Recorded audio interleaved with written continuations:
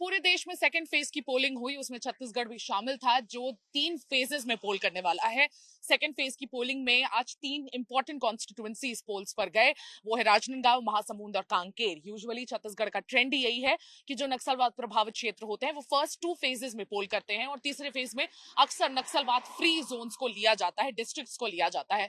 बिल्कुल इस बार भी यही ट्रेंड फॉलो किया गया। बस्तर पहले फेज में वोटिंग हुई और उसमें अप्रोक्सीमेटली 69% वोटर टर्नआउट देखा गया, जो पिछली बार की अपेक्षा 3% के आसपास ज्यादा था।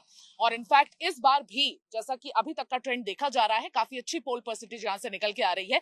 देश के पोल परसेंटेज, वोटर पोल परसेंटेज से काफी अलग छत्तीसगढ़ उभर के आ रहा है। और यहां पर आप देखेंगे तो देश में भले ही सारे स्टेट्स में वोटिंग जो परसेंटेज है वो डिस्करेज्ड है, क्योंकि काफी ज्यादा गर्मी है। 40 डिग्री पार सेल्सियस जा चुका है मर्क्यूरी पे टेम्परेचर। उसकी वजह से कई लोग सुबह सुबह निकलते हैं और उसके बाद दोपहर को आपको किसी भी पोलिंग स्टेशन पर भीड़ नहीं दिखेगी। लेकिन छत्तीसगढ़ में भी आसपास ऐसा ही हुआ। सुबह सुबह थोड़ी बहुत भीड़ देखी गई शहरों में, लेकिन गांव एरिया में अगर आप देखेंगे तो गांव में सुबह सुबह आपको अच्छी खासी भीड़ दिखेगी। गांव में अच्छी भीड़ थी। औरतों की भीड़ स्पेशली इस बार हर जगह छत्तीसगढ़ में ज्यादा देखने को मिली, क्योंकि औरतें जितनी भी हैं इस बार, औरतें जो इलेक्टर्स है वो इस बार ज्यादा है मेल इलेक्टर्स की कंपैरिजन। तो हर एक पोलिंग बूथ में स्पेशली गांव में औरतों की जो संख्या थी, औरतों की जो लाइन थी वो काफी लंबी थी मेल्स की अपेक्षा। वोटर टर्नआउट की हम बात करेंगे कि किस तरह से वोटर टर्नआउट इस बार अच्छा निकला है। तो वोटर टर्नआउट अभी तक 5 बजे तक अगर मैं बात करूं तो वोटर टर्नआउट ये ऐप है। इस वोटर टर्नआउट ऐप जो इलेक्शन कमीशन ने मुहैया कराया हुआ है लेटेस्ट अप्रोक्सीमेट ट्रेंड बताने के लिए, उसके हिसाब से फेज 2 की पोलिंग अगर हम कांकेर में देखें तो सबसे ज्यादा अच्छी रही 73.50% की। और महासमुंद डिस्ट्रिक्ट की बात करें तो 71.13% की रही और राजनांदगांव में रहा 71.87%। यानी फर्स्ट नंबर पे अगर हम देखें तो सबसे ज्यादा अच्छा पोल परसेंटेज कांकेर का रहा, फिर राजनांदगांव का रहा और फिर महासमुंद का रहा। ये तीनों ही नक्सल प्रभावित क्षेत्र हैं। इन तीनों में ऐसे ऐसे असेंबली कॉन्स्टिट्यूएंसीज आते हैं जो अभी भी नक्सलवाद से काफी ज्यादा प्रभावित हैं। इसीलिए ये कोशिश की जा रही थी और इलेक्शन कमीशन का ये फोकस भी था कि काफी पीसफुल तरीके से जैसा पहला फेज गया वैसा ही दूसरा फेज भी जाए। इसलिए 60,000 पैरामिलिट्री फोर्सेस को, डिफरेंट डिफरेंट कंपनीज की पैरामिलिट्री फोर्सेस को मुहैया कराया गया था, तैनात कराया गया था और उनको इंश्योर करना था कि काफी सिक्योरिटी को माइंड में रखते हुए पोलिंग हो जाए। और बिल्कुल ऐसा ही हुआ।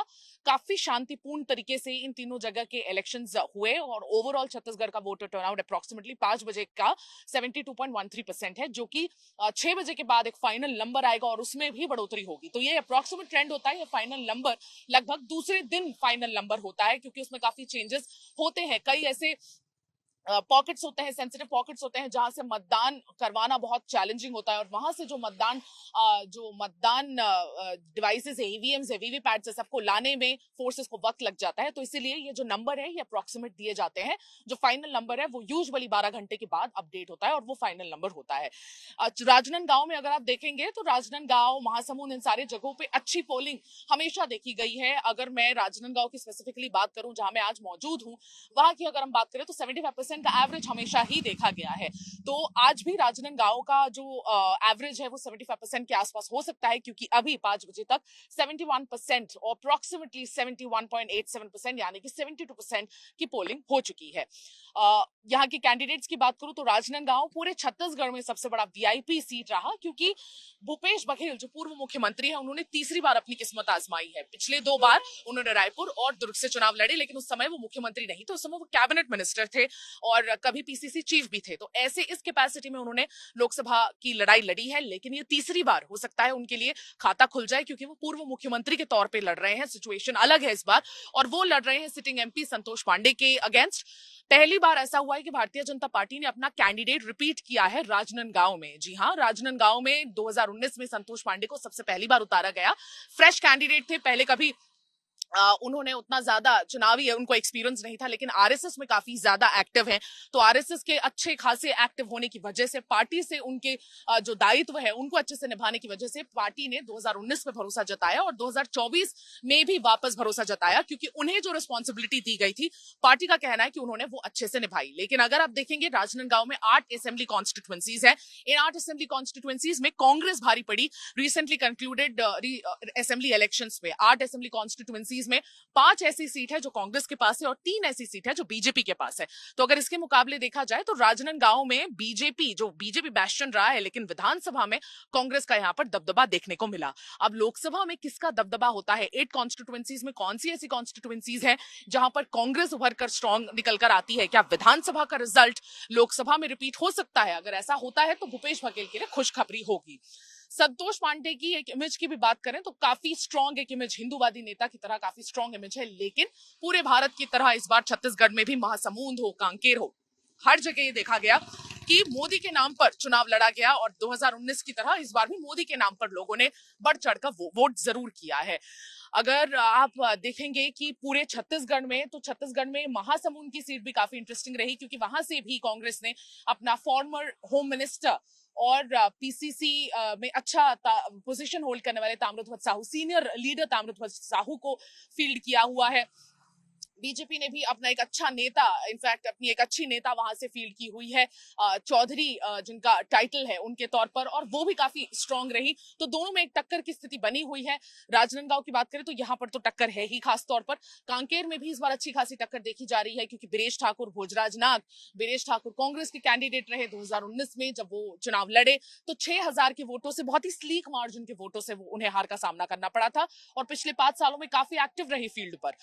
अगर हम देखें भोजराज नाग, तो वो भी काफी हिंदूवादी नेता है, हिंदूवादी वीएचपी और वीएचपी से ताल्लुकात रखने वाले भोजराज नाग को इस बार भरोसा जताया गया, पहली बार उनको लोकसभा की टिकट दी गई, लेकिन वो अपने काफी ज्यादा कैंपेन्स और एरोगेंस की वजह से उतने ज्यादा पॉपुलर नजर नहीं आए अपने क्षेत्र में। तो हो सकता है इस बार कांकेर में अच्छी खासी फाइट हो।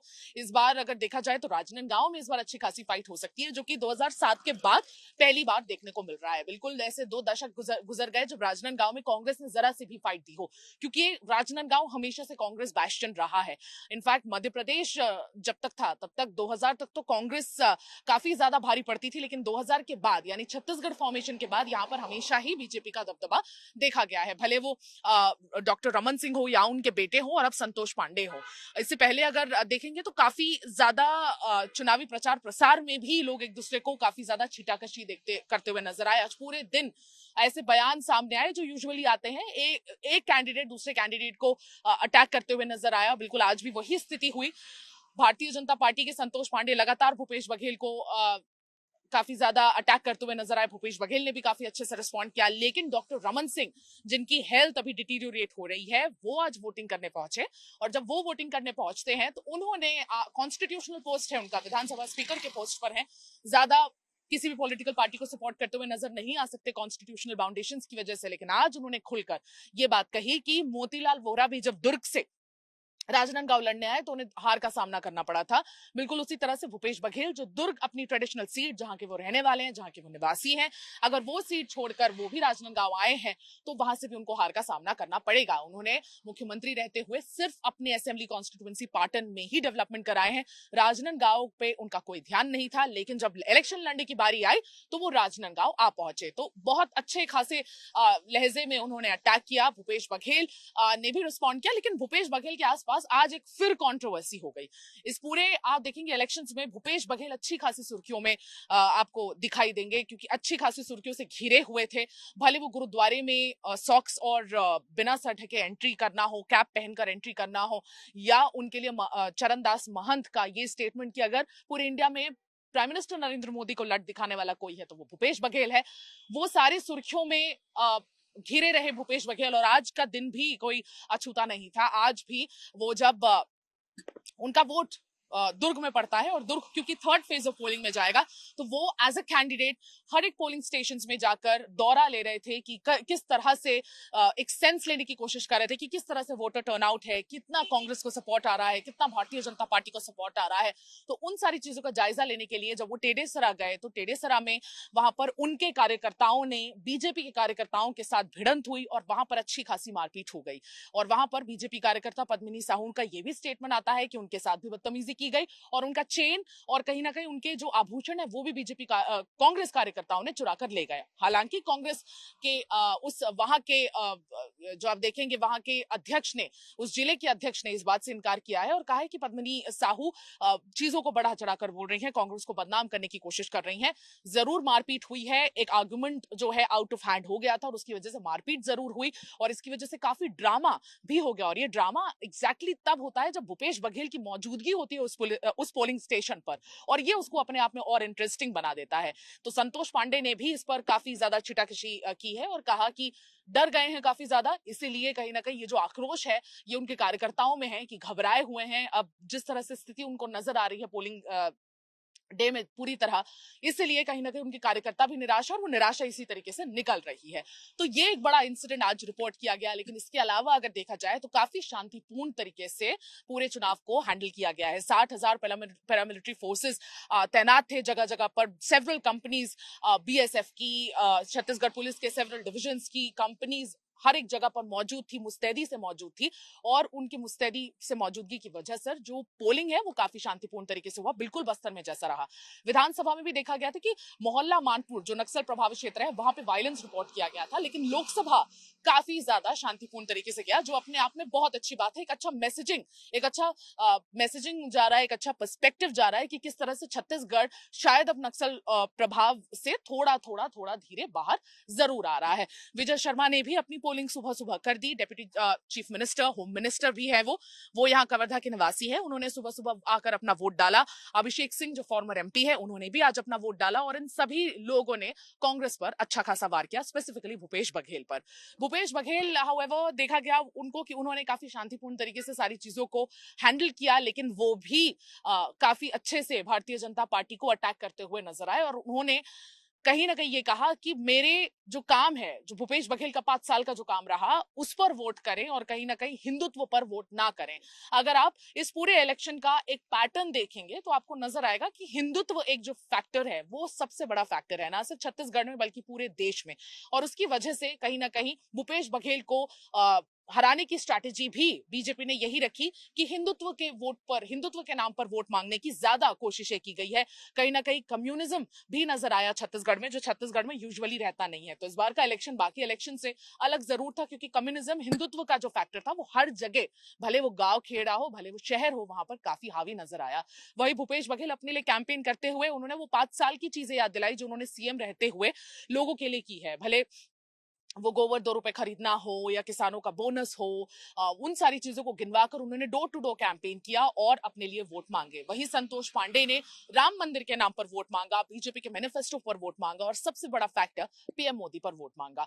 तो बिल्कुल इस तरह से ये पोलिंग जो है काफी शांतिपूर्ण तरीके से और एनकरेज्ड पोलिंग यहाँ पर निपट गई है। ये जो आंकड़े मैंने आपको बताए ये और भी अच्छे, और भी अपडेट होंगे तो और ज्यादा हो जाएंगे, लेकिन अभी तक के जो आंकड़े हैं वो ये नजर आ रहे हैं कि यहाँ के लोगों में वो निराशा नहीं है। यहाँ के लोग बढ़ चढ़ के जरूर वोट कर रहे हैं, लेकिन जो निराशा दिख भी रही है वो कहीं ना कहीं गर्मी की वजह से भी बहुत ज्यादा नजर आ रही है, क्योंकि छत्तीसगढ़ में 40 डिग्री पार हो चुका है मर्क्यूरी पर और उसकी वजह से सुबह लोगों की भीड़ नजर आई, लेकिन दोपहर को सारे पोलिंग स्टेशन, भले वो गाँव में और शहरों में हो, सारे खाली नजर आए। आज के राउंड अप में बस इतना ही। मैं सुमी केवल पटेल वीडियो जर्नलिस्ट राघवेंद्र पांडे के साथ विदा लेती हूँ। नमस्कार, जय जौहार।